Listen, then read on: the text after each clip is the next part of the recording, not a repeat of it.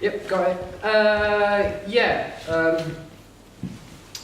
Bit of editing needs to go on there. So, I didn't play on the costume. Yeah. I didn't play how tongue-in-cheek it was. I didn't play on. It was a low budget. I didn't play. I think that's as a collective, it wasn't played on. Yeah. Independently, it was our responsibility to suggest the idea.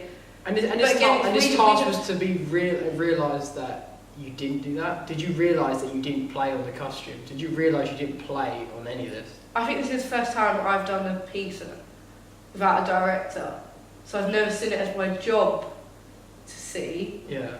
However, since this week, I think it should always be my job to see. It comes not down necessarily to when you're my job to say and tread on people's toes, but my job. Yeah. When you're doing an audition, you need to self-direct yourself. Yeah. No, I think last year at drama school, like when I auditioned for drama schools, it's things that we do that we're unaware of. I directed myself in what I was doing. I didn't get another person's input, which to improve is something I would like. I'm going to do in the private drama school, to have someone else's input. But it's being able to direct yourself, which we have done it in monologues. Because then critiquing ourselves and being able to distance personal to like genuine helpful feedback, I think is important. So that's what we got from that. And reflecting on creating an atmosphere in the room. Yep. Because if you can't create an atmosphere in the room, you can't change how they feel. Yeah. Yeah. So if you don't allow the audience to want to laugh, they don't. Yeah. You don't allow if you don't from the start show them that this is a comedy show or this is a serious, they won't get it. So from the start, you need to just be on it. Yeah.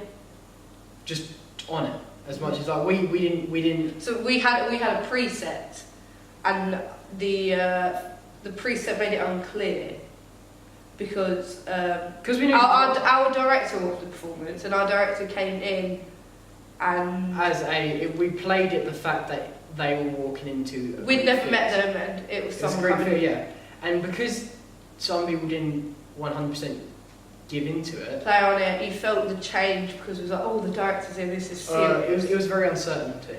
Uncertainty isn't an attractive. No. And isn't not attractive to have. Like. It's not an attractive trait to have as a artist because to be vulnerable. Yeah. And then to be uncertain. To be vulnerable, yes. But vulnerably certain vulnerability. Yeah. To be certain in your actions vulnerably. Yeah. Yeah. And then to have self control or just. So if you're uncertain. They're uncertain. And then you're believable. How on earth is someone else? They can see it in your face. And that's auditions again. If you're uncertain that you're not believable, they're going to read that straight up. And it's that's especially when you work on the screen because the camera's right here. Yeah. And it's definitely the thought process. And they can see it in your eyes. Yeah. I think that you get a lot of emotion just in general from someone's eyes. Yeah. Just it's a biological human nature for us just to analyse our own. Just look in someone's eyes and then facial expression. Yeah, just in general. We get a lot from each other. Yeah, I agree. The second part of the day, after we've finished all this, we moved on to watching our auditions. Do you want to round this off and then?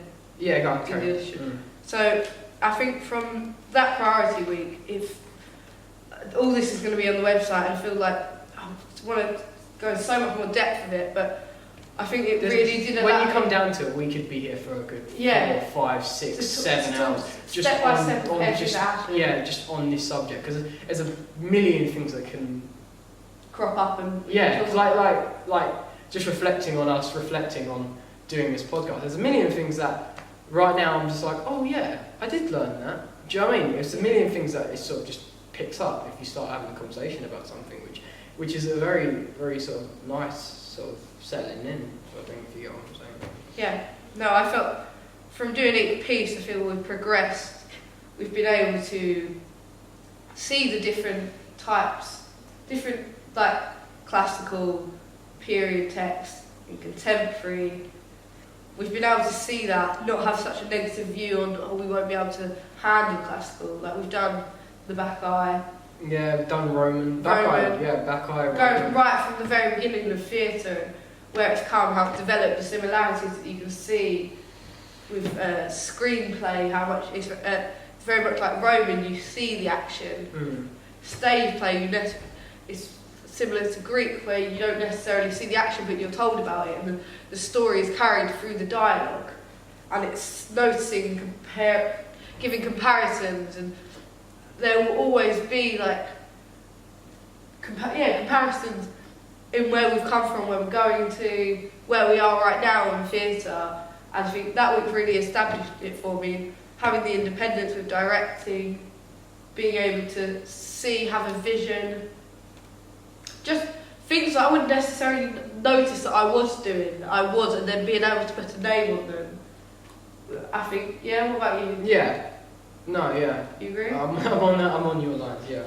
Yeah, and I think that for me is what I got from this week, and I'm really proud. It's given me a point to push forward, how I want to develop myself with Kate, how I didn't get the role as Katie. Yeah. However, I got second choice. Would my energy be able to hold a performance for an hour and a half being on stage? Like the actress that played Katie never left stage, rarely. It was a second out the door and back in. I think and to keep that energy, would I be able to hold that? Was that the reason why I wasn't casted? And going forward, could I do that? And how do I improve myself so that I can do that? With preset at the Roman Pot of Gold, do I create an atmosphere? A good actor creates an atmosphere. Do I do that? Do I give attention? I think the core thing for me this week was my attitude. Your attitude, yeah. My attitude. If I don't come in with the right attitude, then there's no point. I think that was my core of it all. Having an open mindset. All the other stuff just sort of stems up. Yeah. But at the core of all of it is having the right attitude. Yeah. In the first place, so Greek, Romans, just wanting to do it. Yeah. Because you do get a sense of if someone actually wants to do it. If you don't want to do it, you just won't do it. Your body just goes, nah, I'm alright. Yeah. But it's working as a collective, as you said, like you didn't want to disappoint people. If you all had equal sense of like equality, then what you're bringing will be great, and it really is good performance. Whilst having a balance that people have different ideas, and too many cooks spoil broth, and it's always finding balance, knowing what works, what doesn't, critiquing, giving feedback, giving positive feedback, being real. I think that's being real with everyone. Yeah. Because you don't want to sugarcoat things. We're at this point in our training where the truth is so important. It's very apparent. Yeah, and it's an opinion. Yeah, it's an opinion. Either it might be someone's opinion, and I say you should do it this way. You might say, no, I don't think that. I should do it. This way. I'll show you this way. Do you agree? Can we meet in the middle? Yeah, which did lead on to everything we've done. It was like a very nice little slow process into us plan a day, doing this, and there's a nice little process of just sort of leading us into the right sort of energy, or right sort of attitude. Atmosphere, from us to the stage. Yeah. From us to the stage. That was from me being on the stage. Yeah. It's two different sort of ball games, essentially. Yeah. Awesome. We good? Yeah, we're good. Thank you for watching. Thank you. That was